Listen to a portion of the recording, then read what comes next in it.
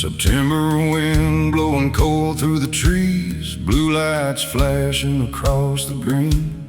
Steel barricades cut the city in half, cops lined up on the freedom path. They searched our pockets, checked our bags, confiscated poles and folded flags, sent us through checkpoints one by one to reach that old gazebo in the Boston Common.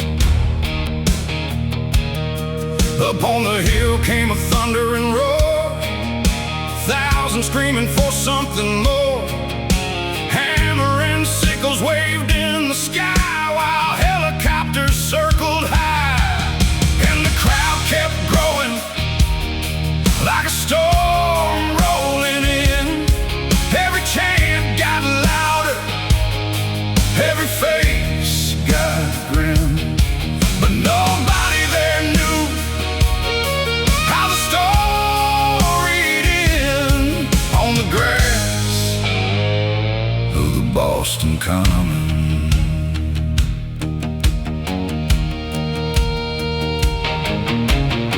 The speeches echoed through the square, talk of sacrifice hanging in the air. Old battles fought and battles to come, voices carried by a beating drum.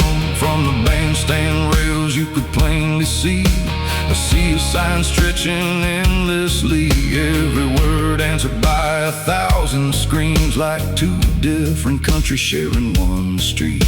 The sun sank low, the rally was done, most folks headed for the exits and run. But Joey looked over with that crooked grin, said, "Let's see what's happening."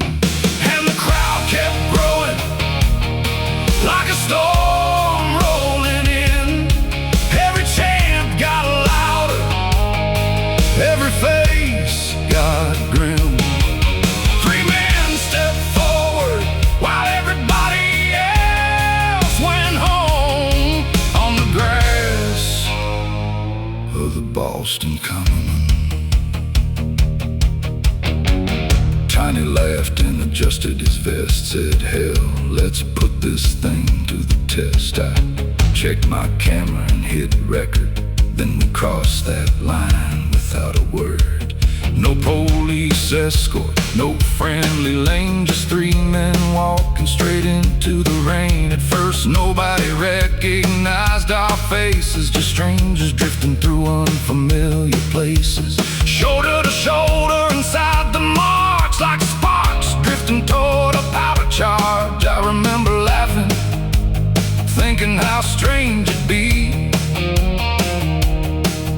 to walk through the middle of hundreds and nobody know who we were. And somebody pointed, then somebody knew, then the shouting started like a fuse burned through. The crowd folded in from every side, a human tide with nowhere to hide. Phones came out and cameras rolled, and funny enough they got less bold.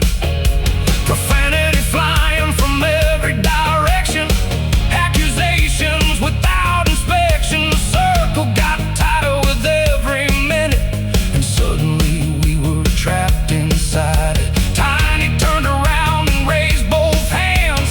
"Look at us, explain your plans." Then somebody yelled, "White nationalist!" The crowd joined in, 1,000 fists. Tiny turned around and laughed out loud, pointed at himself above the crowd. "Look at me, look at him, I'm Samoan, he's Sioux." Joey stood there, grinning too, Japanese blood running through.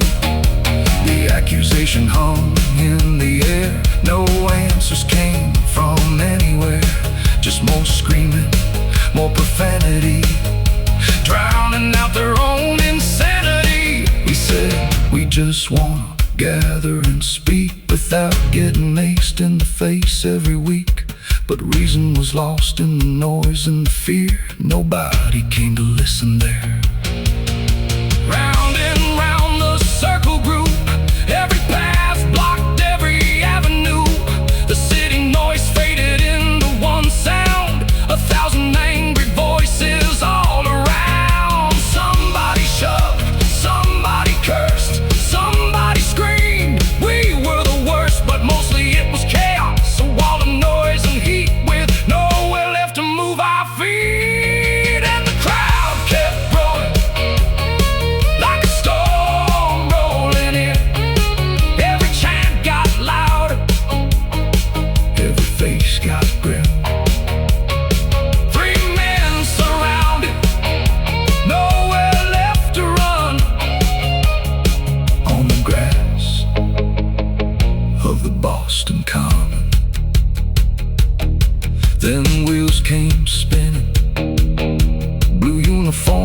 disappeared. Boston bicycle cavalry cutting through the fear.